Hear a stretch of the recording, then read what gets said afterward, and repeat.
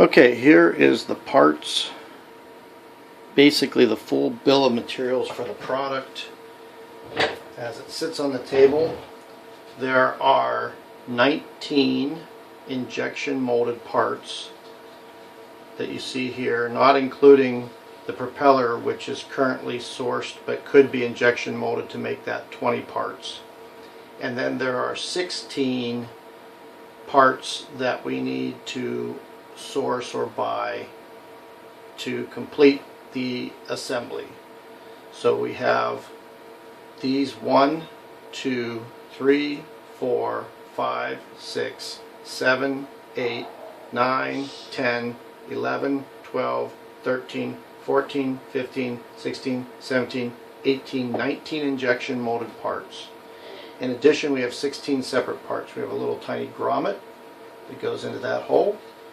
We have this cable that actually gets cut and is used to solder to the circuit board. So that's a separate part. We have a splitter that's a 2 male with 1 female splitter. We have a 3-foot cable. That is what gets soldered to the other end of the circuit board. To the other end of the circuit board, it gets soldered here on the other side with the white going to the positive, and that's what goes through the box. So we have the cable. We have 2 of these screws. I've only got 1 shown, but we'll have 2 of those, 1 nut, 1 square nut. The motor gearbox, which is pre-made to fit this specific motor. The motor, which is magnetic, with a plug on the end, foam pad, microfiber cleaning pad, 2 pennies to be used inside the counterweight box. So once again, we have 19 injection parts, and then 1, 2, 3, 4, 5, 6, 7, 8, 9, 10, 11, 12, 13, 14, 15, 16 additional parts that make up the entire assembly.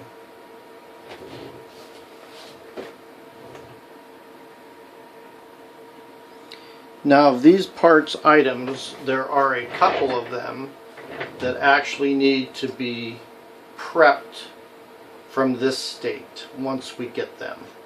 So this foam is made from 9/16 of an inch backer rod, 9/16 of an inch foam rod, which gets sliced to make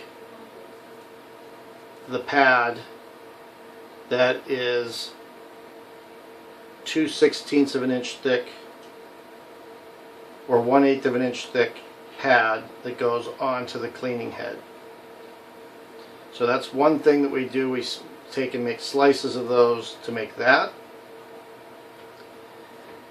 This motor comes with a plug on it. If we could source this motor with longer wires that would be able to go and feed all the way down and solder to the board, we wouldn't need this plug and we wouldn't need this plug. But right now, having the plugs makes it work easily to assemble. But if we had a longer wire on this motor that could feed all the way into the circuit board, we wouldn't need this. We buy these to look like this.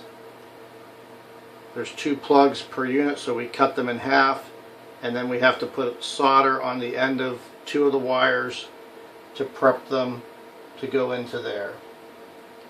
The final thing we have to do to prep is we need to trim this blade down. We actually cut the tips off of the blade to a specific dimension, which I will send to you, to make the blades shorter like they are shown here. So we prep by trimming the 3 blades to the appropriate length, by cutting the cord the plug in half and soldering the end wires so that they will easily go into the circuit board, and by making the foam. Other than that, everything will be ready to assemble at this point.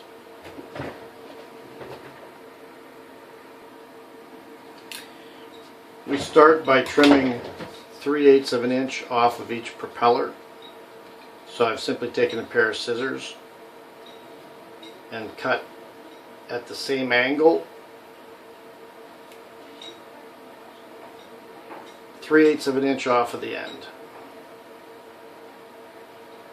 So I line that up. And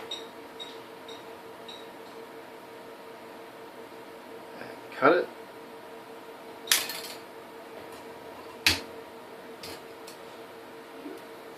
And line that up again and cut it. Of course, this would be much easier to simply make the propeller to the right dimension. So if we can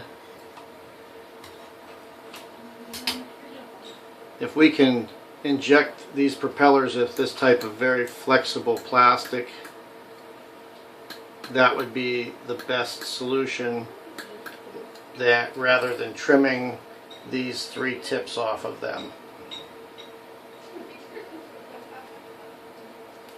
Likewise,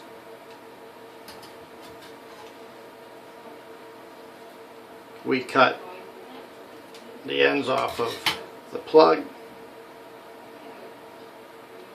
To make it easier, I like to remove completely the extra gray wire, which is not needed. And then you have to strip the ends of these 2 wires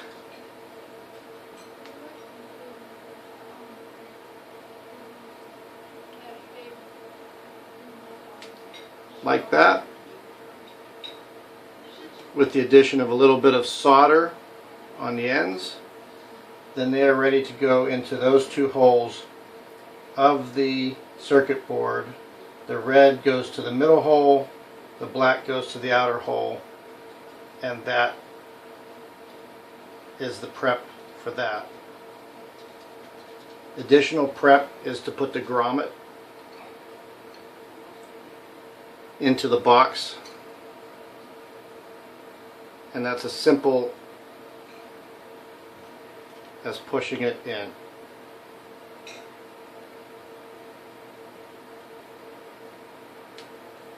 And making sure that it's seated.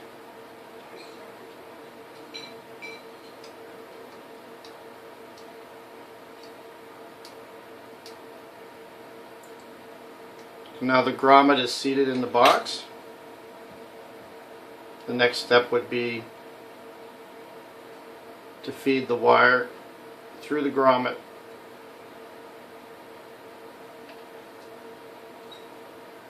for a watertight fit.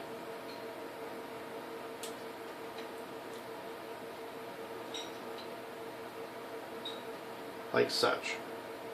So that now we have it ready to be soldered to the circuit board.